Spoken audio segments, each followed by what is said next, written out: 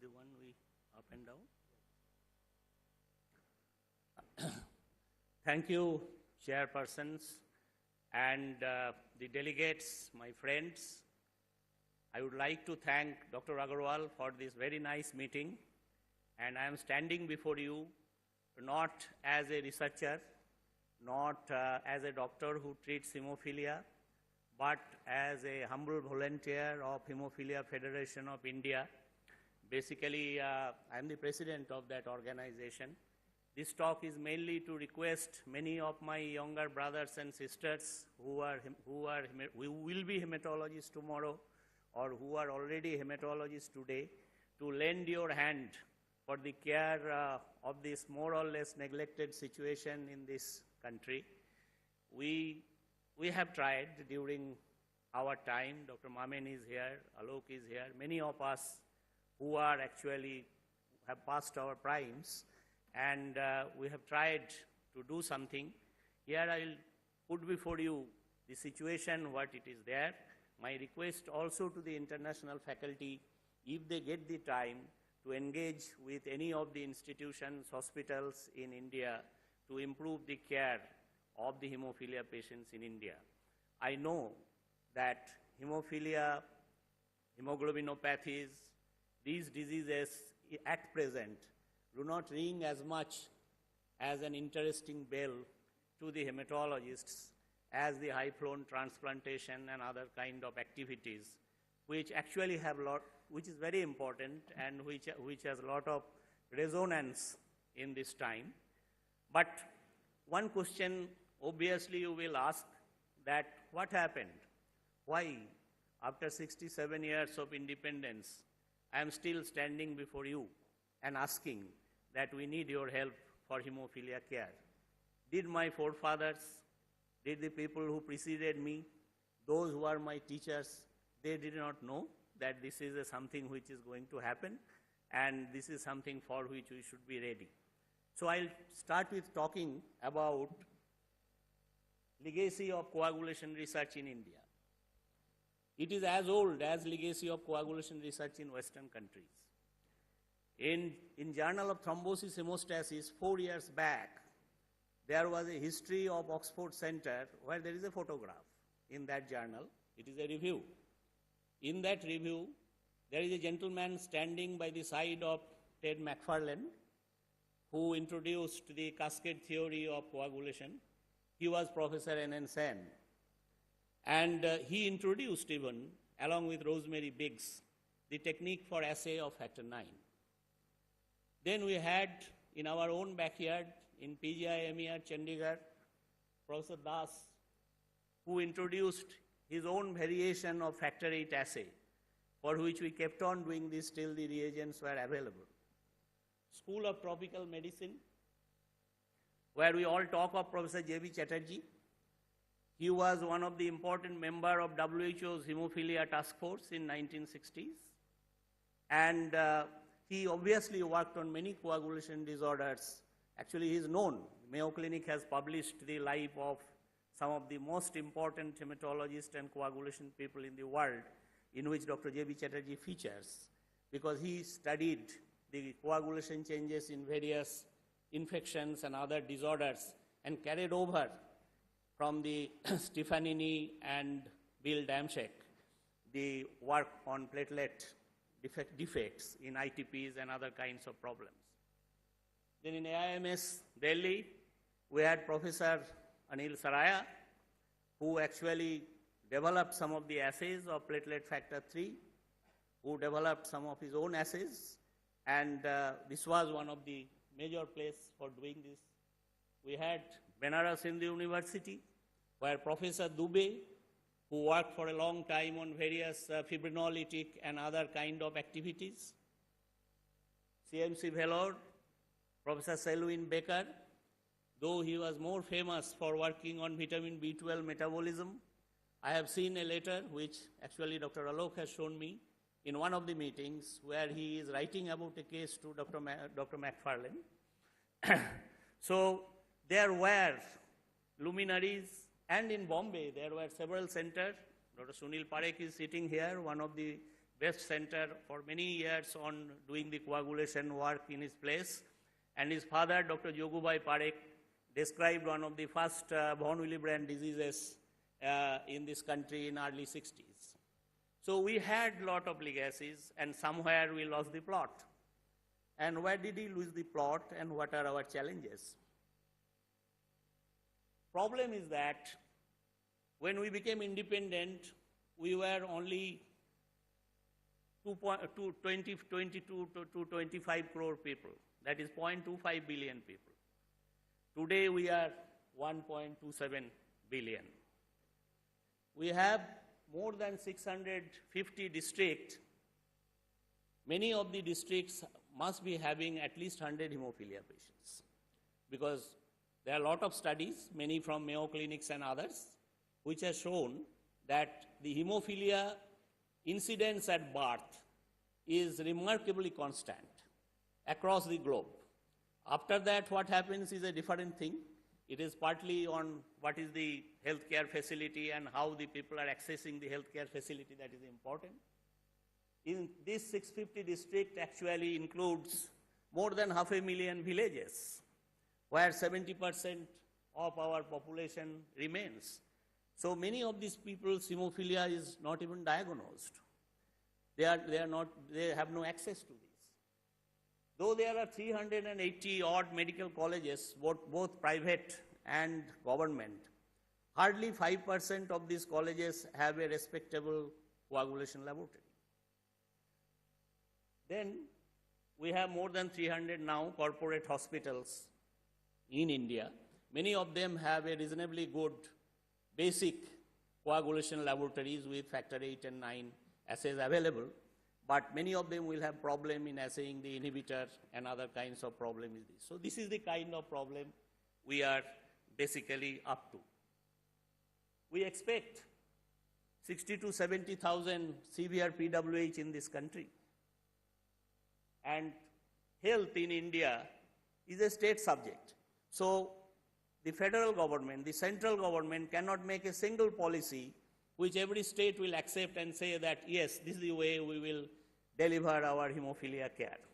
This fragmentation of care has important problem in how you purchase factor, whether you can get good amount of good price.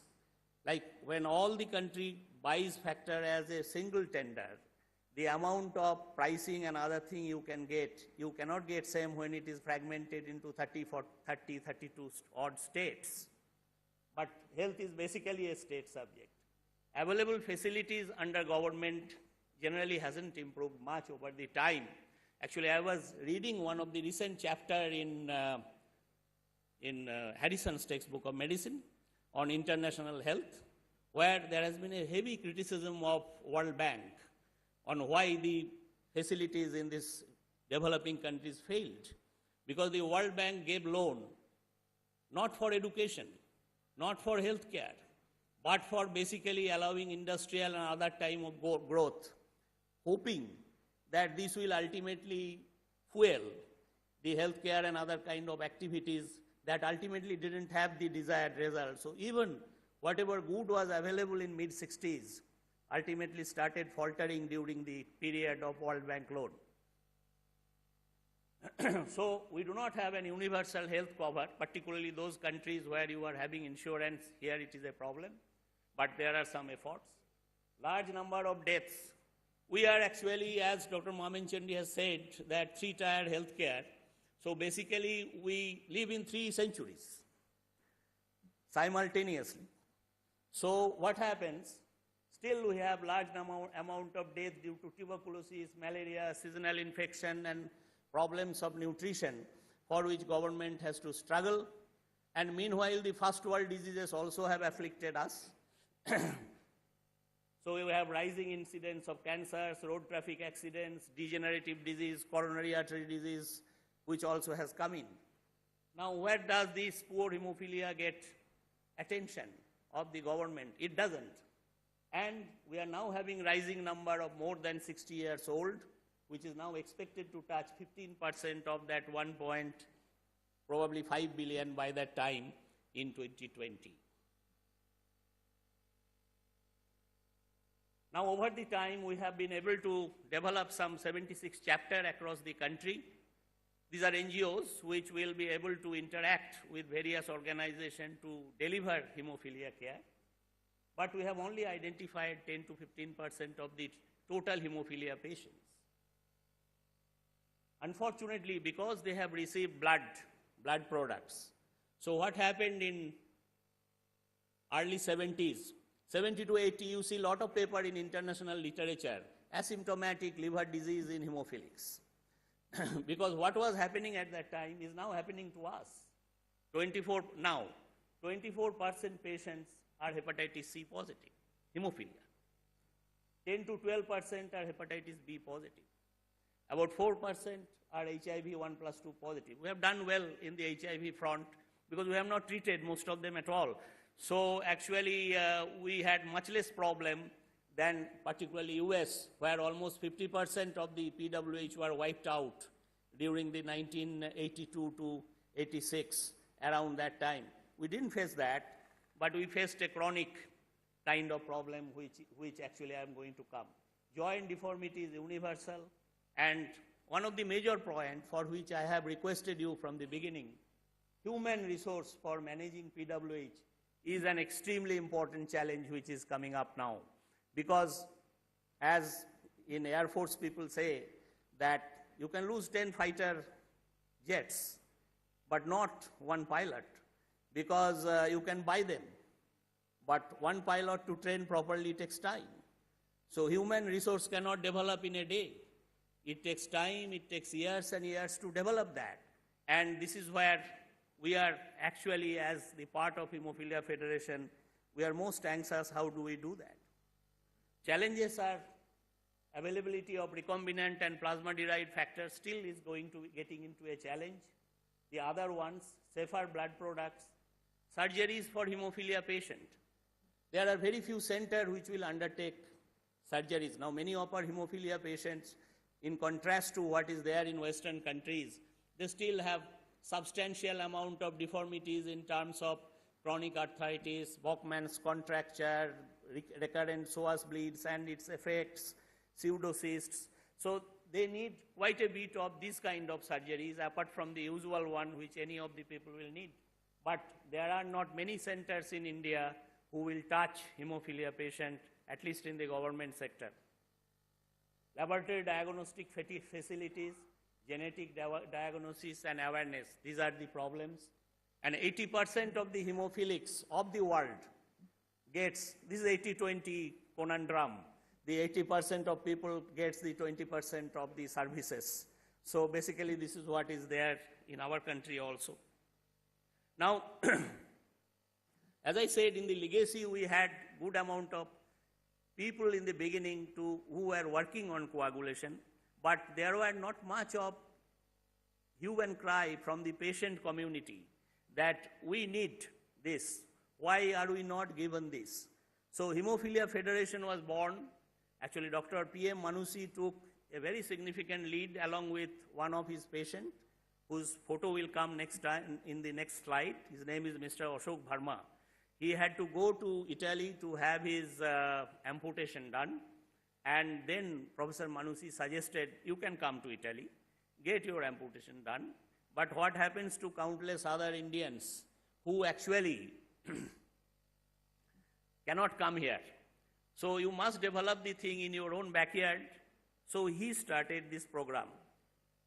Meanwhile, in Hafkin Institute, this is in Bombay only, they started, and Serum Institute of Pune, started manufacturing cryoprecipitate.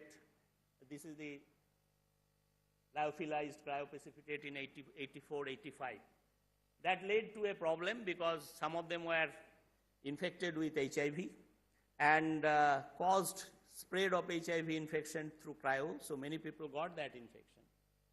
Mr. Ashok Bharma, whose photo will come and who is the patient of Dr. Manushi, he was elected in the Executive Council of WHO in Dublin Congress. Then we got several projects through which we had developed a hierarchical structure of the NGOs through which hemophilia care may be accessed by PWH, that is people with hemophilia, on the available facilities which are available. So here is the photograph of Mr. Ashok Verma. He is no more.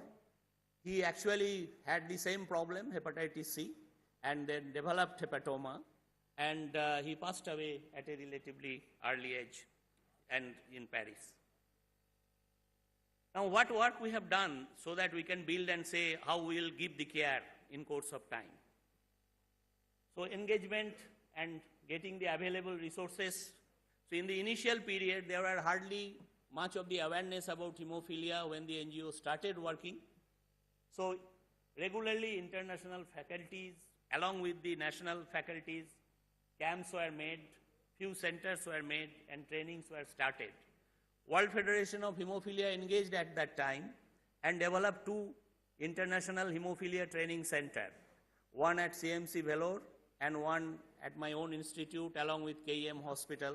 And we have trained many of the people, not only from our country, also from the surrounding areas of our country, that is surrounding countries, for care in various facets of hemophilia. Then we had international twinning program, which again is continuing, and again the international faculties who are interested in this disorder and is here, I actually request you to explore whether this twinning program you will like to develop with some of the centers in India to develop the care. Now, resourcing the factor concentrates, HFI had to resource factor concentrate. Initially, there were a lot of problem in getting the concentrate. India didn't have concentrate, so HFI was resourcing the concentrate. And sometimes we were using near expiry, were just outdated concentrates, and the people were using it, they found it useful, but actually this is not what a good drug inspection rule will allow you to carry on with this kind of product. So training of manpower at these 2 places, we experimented with various modules of treatment.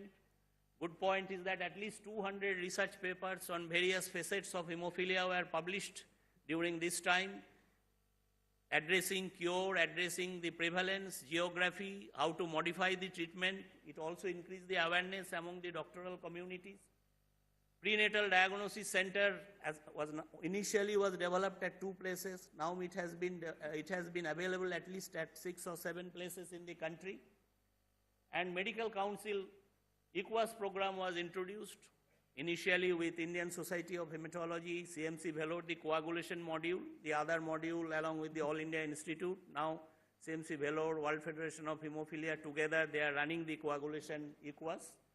Medical Council of India introduced MD Transfusion Medicine and DM Hematology course. So we have started getting manpower who are trained in hematology and transfusion medicine. But as I said, now the inclination has been towards malignant hematology.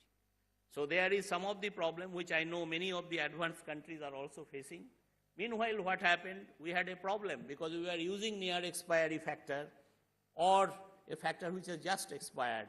A case was filed by Drug Controller General of India and others against us, which actually went on. We got a lot of help from Dr. Mamin Chandi. We discussed with Indian Council of Medical Research and others. We said that just outdated factors are not as bad as you were thinking. But the case went on, and it is only this year that the case have finally dissolved us with some small amount of fine. So we have been absolved of this at present, and we are no longer using these kind of products. We increased the number of PWH diagnosed from 20 to 16,000. Advocacy with government, PIL, public interest litigation with the government, developed youth, women group to increase the awareness of hemophilia. We explored other modes of management, and with the industry, we have developed now a hemophilia registry with the industry, which is situated in St. John's Medical College, Baxter, where 16,000 people registry is now working. We have engaged other corporates in hemophilia care, and concentrate industry we were trying, but last 25 years we have failed in different ways to get the concentrate industry to come and do something for this country. So this is the youth group of the Hemophilia Federation of India, women group which has been started, We have involved some of the politicians so that they are ultimately the ones who moves the things. So things have started moving, but slowly. The cinema, basically, he is a very famous actor, Mr. Shah Rukh Khan. So we have tried to engage some of them, and we have networked with other NGOs and government to work for the condition. The concentrate profile has changed. We started with a 200 unit per hemophilia patient per year, which is very low. Presently, we are at 5,000 unit per hemophilia patient per year. At least we have to go up to 20,000, so we have some time to catch up. HFI chapter has increased, and in 12th five-year plan, we have been able to get hemophilia with the federal government. They have agreed to give 29 apical institutions in the country to get their expertise improved for hemophilia care. These are our chapters. These are the status. We have actually filed cases against each state so that they can give care to the hemophilia patient. Now we have covered 80% of the states, and in most of the places we have won the case except Himachal Pradesh, where we are thinking of filing a damage by hemophilia patients to the High Court, because that will probably wake up the state government that what is to be done. And this is the healthcare system. We have the federal program, we have the private, and you have the state program. So they have to interact to improve the care, to develop the lab, and basically to get the funding for human resource improvement and training. Work which needs to be done, coagulation labs, human resources at different areas, including the more hemophilia cases, we have to do the case findings. That one of the centers in Manipal is doing that, using the field workers by a verbal autopsy to know who is having hemophilia-like symptom, and then to test them to get the unknown hemophilia patient amongst the population. This has started as a project, and this probably will go on. And how we integrate this. These are our requirements, and a comprehensive care setup is needed. We have already started training. You are seeing here Dr. Agarwal training some of our trainees for a coagulation workshop. We took this coagulation workshop to very remote areas of the country. As you see, this is happening in Northeast, Silchar, and other places. Carrier detection, we have gone to the places to do the carrier detection, camps, and to improve the advocacy and awareness. A lot of the hemophilia related work has been awarded. So we can conclude that developing hemophilia care in India needs a concerted approach of central government, state government, hospital, the NGO, and the concentrate industry. I am repeating again that developing manpower seems to be the single biggest challenge in developing the care and spreading it across this vast land. And I request all of you to join your hand, give as much time as possible,